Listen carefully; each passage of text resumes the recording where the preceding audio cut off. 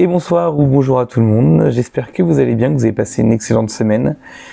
Aujourd'hui je vais vous parler d'un petit vaisseau qui est une petite parenthèse, je l'avais acheté entre les deux, le moment où j'avais plus de Lego et puis les moments où j'ai repris. Comme vous avez sûrement dû voir sa miniature, je vais parler du Podracer de Anakin Skywalker dans l'épisode 1. C'est un vaisseau que j'avais trouvé très joli sur la boîte et que j'ai adoré monter et qui a été du coup longtemps tout seul à la maison jusqu'à temps que je reprenne la collection. Je vais vous faire la petite présentation, je pense, avec mon chien qui est en train de dormir juste derrière moi. Je vous laisse profiter. Alors, le regardez pas trop, peut-être le Lego sera peut-être plus intéressant. Après, vous faites ce que vous voulez. Donc sur ce, prenez un thé, un café ou que sais-je, et on se retrouve juste après le générique pour parler de ce petit vaisseau que j'aime beaucoup. A tout de suite.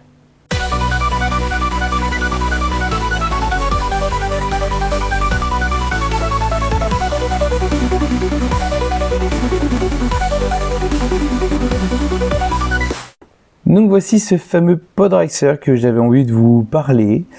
C'est un modèle de 2019. Et alors par contre, je suis désolé, il va me manquer deux personnages. Je ne sais pas tout de suite où je les ai mis. Je vous mettrai une petite photo des personnages qui étaient dedans. Là, il me reste Anakin. Les autres doivent pas être très loin, mais alors où? Là, tout de suite avec les travaux, je pourrais pas vous dire. C'est un vaisseau du coup qui est sorti en 2019 et que j'ai acheté à un prix plutôt raisonnable. Il devait être autour des 39 €. 39 ou 40. Et vu que c'est un vaisseau que j'apprécie beaucoup un Podracer que j'apprécie beaucoup dans le premier épisode, et ben je me suis fait plaisir à ce moment-là et je le trouvais assez joli sur la boîte. Et effectivement, au montage, je me rappelle qu'il était très sympathique à monter. Ce que j'avais bien apprécié, c'était tous ces petits détails qu'on trouvait sur les moteurs. Faut voir aussi que du coup, ça c'est le premier set que j'ai acheté. Des nouveaux sets. Les derniers sets que j'avais dû avoir, c'était l'RC 170 que je vous avais montré. Donc là, j'avais pas racheté de nouveaux sets. Donc il y a quasiment 15 ans qui s'étaient écoulés entre les sets que j'ai vus à l'époque et celui-ci. Et j'avais trouvé très intéressant tous ces détails, ces nouvelles pièces, ces nouvelles façons qu'ils avaient de construire les choses. Par exemple, la façon dont ils utilisent les pièces transparentes ici pour représenter le mode un petit peu comme quoi il se déplace dans le vide. Ça, j'avais beaucoup apprécié parce que dans la version originale, je vais vous mettre la photo, mais c'était une grande barre Lego grise qui faisait que le tout maintenait ensemble, et je le trouvais pas très très joli. Même là, je l'ai trouvé encore sur Vinted. Même si ce serait pour la collection, il me donne pas envie. Voilà, je trouve qu'il était pas super joli. C'était bien pour l'époque, pour un Podracer d'Anakin. Je crois que les persos étaient un petit peu mieux faits par contre, parce que là on a des jambes courtes, comme pour Harry Potter, où j'aime pas ça. On peut pas bouger les jambes des personnages. On peut pas tout avoir non plus. Donc ce petit vaisseau, de ce que je me rappelle un peu du montage, j'avais bien aimé tout ce qui était les moteurs. C'est très très complet. Pour un vaisseau que j'ai eu, pas cher du tout, j'ai quand même passé un petit peu de temps dessus, c'était quand même sympa, il a des belles fonctionnalités. Il a malheureusement que des stickers, et je vois que je m'étais pas trop mal débrouillé pour l'époque parce qu'ils sont pas trop mal. Et pour l'instant, ils m'ont pas l'air décollés. Alors ils ont pas la même qualité que des pièces tempo que je peux avoir de certains Lego qui ont quasiment 20-25 ans aujourd'hui. Mais bon. Il n'a pas été monté pour jouer avec. Il n'a pas été en vitrine celui-ci, ou je sais plus s'il a été un peu en vitrine. Je crois qu'il n'a pas été en vitrine, donc il était surtout exposé. Malgré qu'il était exposé avec toute la poussière qu'il peut y avoir, et puis de temps en temps faire les poussières dessus, je trouve qu'il n'a pas été trop détérioré au niveau des couleurs, et surtout au niveau des stickers qui auraient pu se décoller. Bon, après, l'endroit où il était, le soleil tape pas dessus, donc du coup il n'y a pas de chaleur pour décoller les stickers, donc plein de petites choses comme ça. Pour l'instant, il tient plutôt bien dans le temps. Qu'est-ce qu'on peut dire sur le montage de ce que je me rappelle? J'aimais bien tout ce système un petit peu des moteurs qui était vraiment sympathique. On retrouve ce système sur le N1 du Mandalorian. C'est un peu le même système de montage pour créer le moteur. Donc j'aime bien, ça donne vachement de volume. On a pas mal de choses qui sont intéressantes, genre ces petites ouvertures qui servent au freinage dans les films, qui sont assez bien foutues. Il y a celle-ci, je crois qu'il y en a aussi en dessous. Non, il n'y en a que sur les côtés. Oui, il y en a que sur... Je crois que... Ah si, il y a aussi celui qui est là. Oups. Je casse tout. Il y avait donc les systèmes de freinage qui étaient là. Tous ces systèmes-là, pareil, que l'on peut venir bouger. Voilà, il n'y a pas grand-chose d'autre. Il y avait ça qu'on pouvait bouger, mais ça, c'est surtout pour créer la forme du véhicule. Donc j'avais bien apprécié. Et j'aimais bien aussi les petites coups, ce qu'ils avaient utilisé ici, parce qu'à l'époque, ça devait être une barre aussi. C'était pas aussi joli. Là, ça ressemble vraiment à un flux d'énergie. Et donc c'est plutôt sympathique. On a, alors je trouve ce qui a plutôt mal vieilli, c'est cette petite barre un peu élastique noire qui, eux, avec la poussière, je trouve qu'ils blanchissent un peu. Et ça, je trouve ça assez dommage. Mais bon, après, il faut peut-être voir avec un petit nettoyage ce que ça peut donner. Mais voilà, dans l'ensemble, je trouve qu'il est assez bien vieilli. C'est un modèle assez simple, c'est assez petit, c'était pour faire une petite vidéo, parce que j'ai pas grand chose à dire dessus. Juste que c'est un modèle que je trouve très très joli et qui est exposé là au-dessus de la cuisine et qui fait son petit effet. Moi j'aime bien le voir là-haut. Ce que j'aime bien sur ce modèle-là, c'est qu'il est assez complet, que ça soit en dessous aussi et comme au-dessus. Par exemple, là j'ai regardé sur Vinted pour le vaisseau de Grievous. Et ce que je trouve dommage, c'est comme les vaisseaux que je vous ai présentés il y a 2-3 vidéos, le dessous qui est pas représenté correctement ou qui est que des formes plates. Là, on a une forme complète et j'aime beaucoup. On peut le regarder d'en haut comme d'en bas. Et il est bien fini là-dessus. J'étais pas retombé à l'époque dedans, ça m'avait fait plaisir, ça coûtait assez cher, c'est vrai.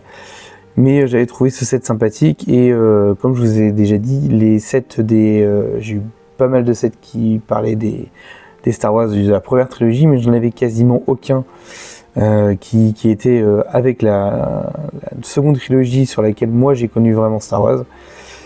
Et celui-ci, le petit pod racer avec le petit Anakin. Il y avait Anakin, si je me trompe pas, je crois qu'en figurine des 20 ans, et je l'ai peut-être vu là-bas, je sais pas si c'est celle-ci, est-ce que tu peux me donner celle-là? Merci. Je crois que celle-là, c'était la figurine des... Ah bah oui, c'est pas je crois. Il y a derrière, il y a les 20 ans, donc ça c'était la figurine que j'avais récupérée avec elle, qui était une figurine de Luke Skywalker en Lego, avec la petite tempo 20 ans à l'arrière. Et il y avait aussi Padmé. Alors Padmé, j'ai pas réussi à mettre la main dessus. Je vous mettrai une petite photo de Padmé de ce set-là. Et j'avais trouvé ça sympathique. C'était... Voilà, je suis un adulte, les 20 ans, c'est peut-être l'élément marketing qui a plutôt bien marché parce qu'il y a pas mal de vaisseaux comme ça qui est sorti avec l'effigie 20 ans et plein de petits personnages. Je vous en avais présenté. Pareil pour le Tantive, je crois que oui, c'était le Tantive. D'avoir un petit personnage des jeux vidéo, c'était quand même vachement agréable. Donc voilà. Et les petits personnages, qu'est-ce qu'on a de beau? Du coup, on avait Anakin en jaune avec 2 visages. J'essaie de vous prendre des petites photos comme d'habitude, avec un casque et des petites lunettes. Il est plutôt joli, la partie du supérieur, pas les bras, mais étampeau. Les jambes, non, pas du tout, et c'est les jambes que j'aime pas du tout dans les Lego. On a vu ça aussi avec Harry Potter, où ils mettent des jambes courtes qui n'ont pas de mouvement. Et ça j'aime pas beaucoup. Alors effectivement, ça permet de faire des enfants. Il y a peut-être une autre façon de faire pour pouvoir avoir quelque chose de sympa, parce que par exemple sur du stop motion, bah là on peut pas faire grand chose avec ces jambes là. Et je trouve ça dommage. La petite figurine des 20 ans était assez jolie. Ce que j'aimais bien, c'est j'avais retrouvé les figurines comme moi j'avais du coup il y a 20 ans, avec le visage jaune. Je sais pas si je vous les ai montrés avec le taille et puis mince, j'ai oublié le nom de l'autre vaisseau, où j'avais des personnages jaunes dedans parce que c'était comme ça il y a 20 ans. On a toujours le même manche de sabre laser. Ça, j'aimerais bien qu'un jour il le change peut-être.